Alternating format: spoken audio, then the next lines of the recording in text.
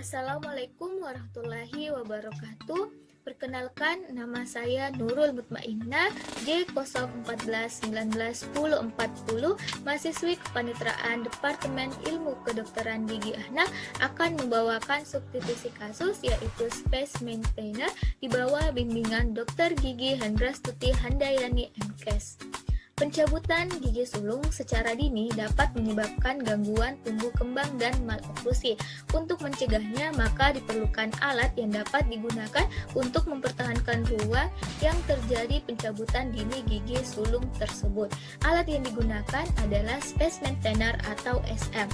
Space Maintainer dapat berupa alat cekat. Kemudian, ruang ini dianalisis menggunakan bantuan tabel Moyers untuk menentukan prediksi lebar caninus, premolar 1 dan premolar 2 permanen yang akan erupsi pada rahang atas dan rahang bawah.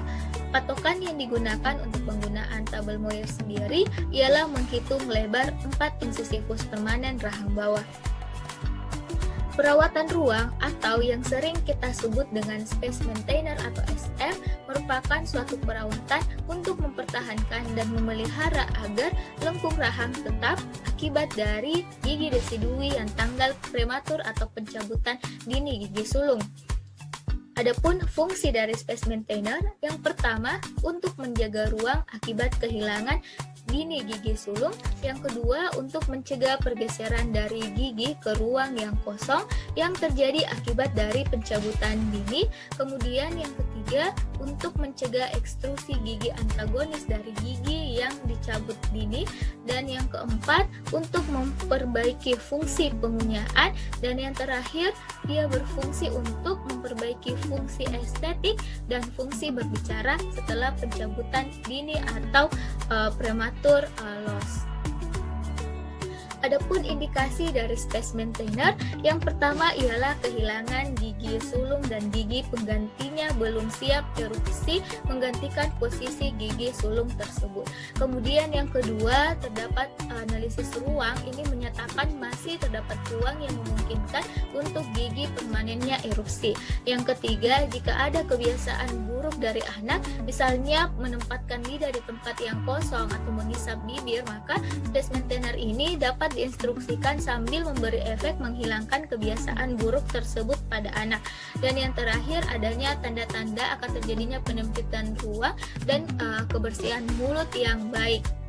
Adapun kontraindikasi penggunaan dari Space Maintainer, yang pertama adalah tidak diindikasikan jika tidak terdapat tulang alveolar yang menutup mahkota gigi tetap yang akan erupsi. Kemudian ketika terdapat kekurangan ruang untuk erupsi gigi permanen. Yang ketiga, ruangan yang berlebihan untuk gigi tetapnya erupsi. Yang keempat, kekurangan ruang yang sangat banyak sehingga memerlukan tindakan ekstraksi atau pencabutan dan perawatan ortodontik lebih lanjut. Dan terakhir, kontraindikasi terhadap gigi permanen pengganti yang tidak ada. Menurut Finn, pada tahun 1962, tipe Space Maintainer sendiri dapat dikelompokkan menjadi 5 jenis Space Maintainer, yaitu yang pertama Space Maintainer lepasan atau removable, cekat atau fix, dan semi cekat atau semi fix. Yang kedua dibedakan berdasarkan Space Maintainer dengan band dan tanpa band. Yang ketiga, Space Maintainer fungsional dan non-fungsional. Dan yang keempat, ada Space Maintainer aktif dan pasif. Dan yang terakhir itu Space Maintainer kombinasi dari tipe di atas yang telah saya sebutkan tadi. Kemudian adapun skenario pada kasus kali ini ialah cetakan gigi rahang atas dan rahang bawah dari seorang anak perempuan usia 8 tahun dengan kehilangan gigi 85, di mana diketahui lebar mesiodistal 4 incisivus rahang bawah sebesar 19,5 mm, lebar mesiodistal 4 incisivus rahang atasnya 24 mm. Dari pengukuran yang dilakukan pada model tempat yang tersedia pada regio caninus, premolar pertama dan premolar kedua kanan rahang bawah adalah sebesar 21,3 mm. Hitunglah hasil analisa ruang dengan menggunakan tabel Moyers dan kesimpulannya. Adapun Adapun rencana perawatan berdasarkan skenario ialah yang pertama kita lakukan dental health education dan oral prophylaxis. Kemudian gigi 85 ini akan direncanakan penggunaan space maintainer. Kunjungan pertama yang dilakukan ialah kita lakukan oral hygiene instruction atau OHI dan profilaksis. Kemudian dilakukan pencetakan dengan menggunakan bahan hidrokoloid irreversible atau alginat untuk mendapatkan model studi dan model kerja dari pasien. Kemudian kita lakukan analisis menggunakan analisis Moyers, dan yang terakhir kita melakukan penentuan desain, kemudian dilakukan pengerjaan di laboratorium.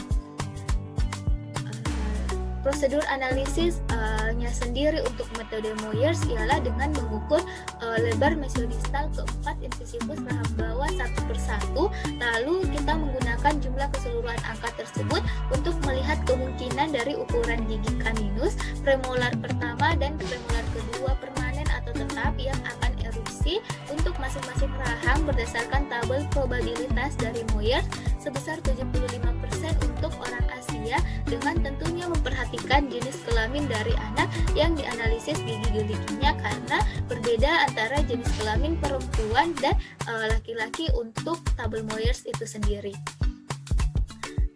Moyers atau metode dari Moyers ini dia sebenarnya melihat selisih antara available space dan space requirement, di mana available space ini merupakan ruang yang tersedia antara distal gigi I2 ke mesial gigi M1, di mana kita mengukur lebar distal I2 sampai M1 sekaligus. Kemudian untuk space requirement merupakan ruang yang dibutuhkan untuk mendapatkan gigi kaninus, gigi premolar pertama dan premolar kedua permanen pada tempat yang seharusnya, di mana hal ini didapat dari jumlah lebar mesiodistal keempat gigi insisifus rahang bawah, atau kita ambil dari tabel Moyers itu sendiri.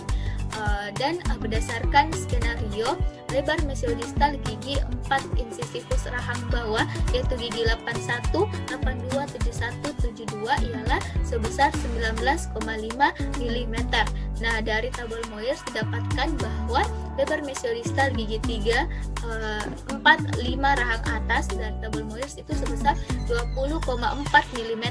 Dan untuk lebar mesiodistal gigi 3, 4, 5 rahang bawah tabel Moyers sendiri itu sebesar 19,6 mm. Jadi di sini untuk tabel Moyers-nya sendiri, jadi kita pertama kan ukur dan jumlahkan lebar mesiodistal 4 gigi insisifus permanen rahang bawah.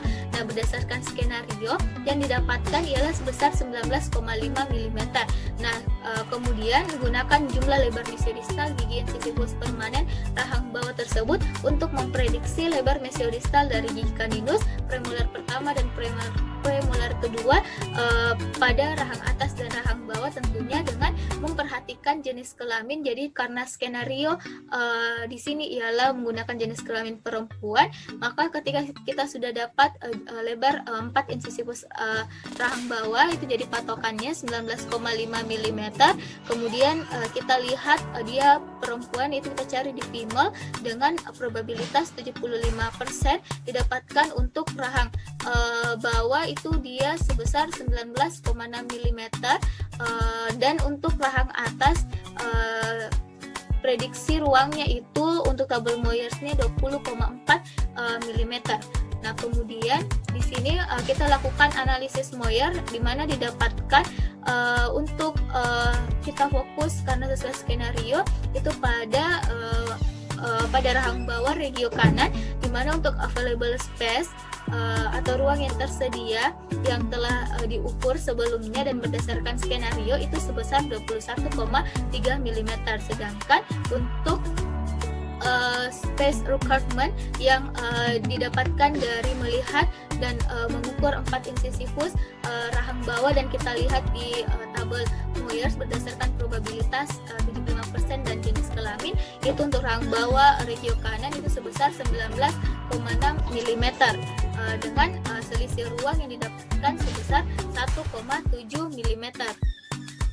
Jadi di sini dapat disimpulkan bahwa berdasarkan analisis ruang dengan menggunakan metode Moyers tadi, didapatkan bahwa terjadi atau terdapat kelebihan ruang sebesar 1,7 mm sehingga dipilih perawatan space maintainer.